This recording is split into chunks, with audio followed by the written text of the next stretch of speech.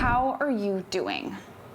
If you gave me an honest answer to that question, it might be to say that things are tough, to say the least. A lot of people are really struggling with their mental health right now, and that can trickle into relying on things to cope that only create a bigger problem rather than a solution. That on a scale of emotional tolerance where 10 is over the top, you used to start from 3 or 4 and go up 2 or 3 notches. So you're sort of in the middle of your coping range. Now you're at the top of your coping range and something small takes you over the top. That's not obvious to people. So that's one of the things that's really getting to folks is that there's something wrong with me. I'm not coping very well. Registered clinical counselor Dr. Glenn Griggs says the pandemic is still hitting us hard mentally. Something him and his colleagues have been noticing is a lot of people are genuinely feeling not just discouragement, but despair right now. Despair is something that I think we all need to take seriously, that we have a right to feel discouraged. We have a right to know that I don't know how I'm going to, wake up in the morning and do this again. But when you recognize that, rather than indulging it, if you will, or building on it, just the act of telling somebody that that's what you're experiencing is going to change it.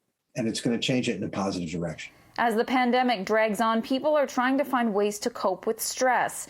And sometimes the solutions that are found aren't the healthy ones. Our wait list has increased quite a lot. There is a lot of people that turn to alcohol or other substances to combat the loneliness of isolation. Stephen Hall is 3.5 years sober, and it took a lot to get here.